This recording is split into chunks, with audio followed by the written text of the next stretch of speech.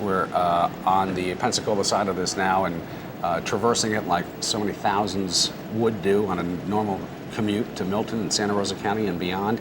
And it's amazing looking at that eastbound lane because the sections that still are on top of the pilings are jaggered and zigzagged across, and of course there's the truck that's over the side. They're looking for him, the driver, now, and the sections that are completely out of whack, gone, missing.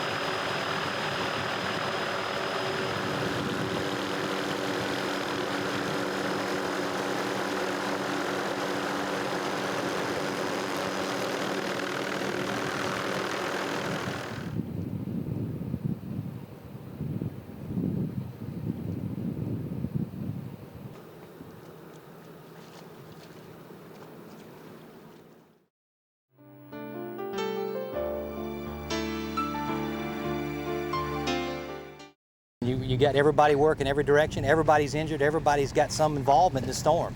And there are people everywhere helping everybody best you can, and that's what we're trying to do.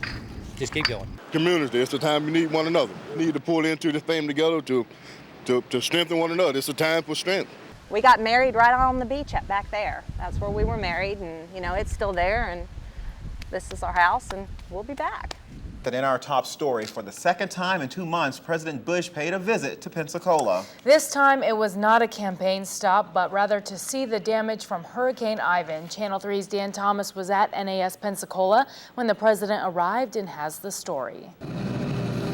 This was a big storm that caused a lot of damage and a lot of suffering. Words the president uses to describe what he saw firsthand in both Florida and Alabama from Marine One. A scramble marina in downtown Pensacola, gutted high-rises on the beach, luxury homes on the Intercoastal Waterway, now worthless. From the ground, the president not only got a closer look at the rubble where homes once stood, he got to console the people who lost all. We're sorry for people that are worse off than us. Emergency workers explained how they're doing their job, and the president got a chance to personally thank each of them. Sir, for your hard work. Appreciate your troops, thanks too. Matter of fact, let's go ahead and start with the ice, water, and MRE distribution. Been a lot of concern about that. The lines are long, but distribution centers are set up throughout the area.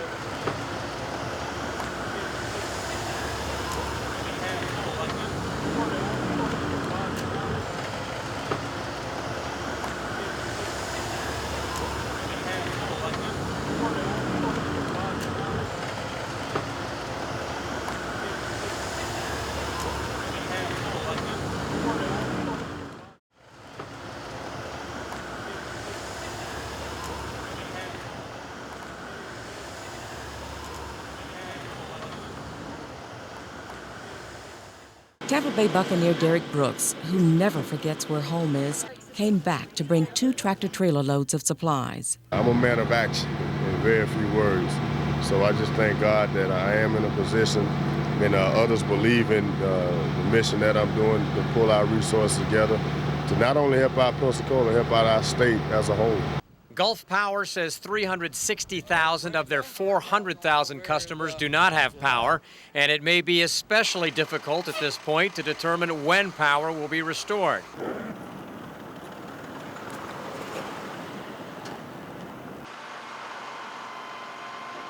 Well, I don't have the English words really to explain that, but it's a very human experience and emotive with much emotions, because the people here give us so much gratitude.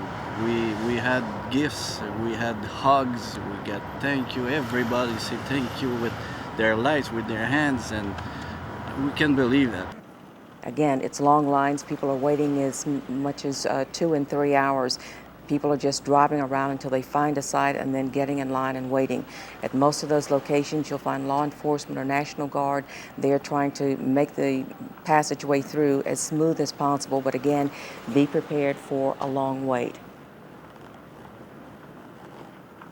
Schools in Escambia, Santa Rosa, and Okaloosa counties are closed tomorrow.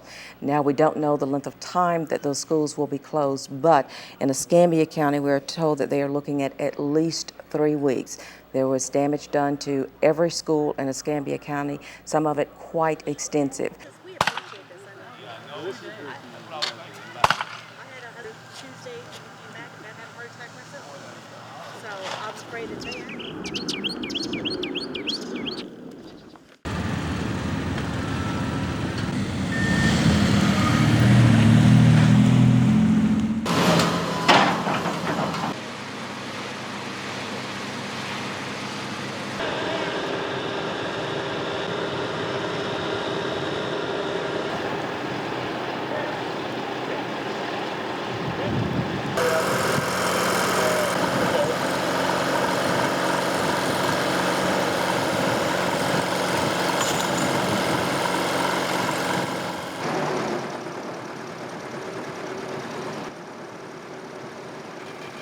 I think it's a symbol of recovery for Northwest Florida that is replacing the symbol of that tragic truck driver that lost his life in the middle of the storm.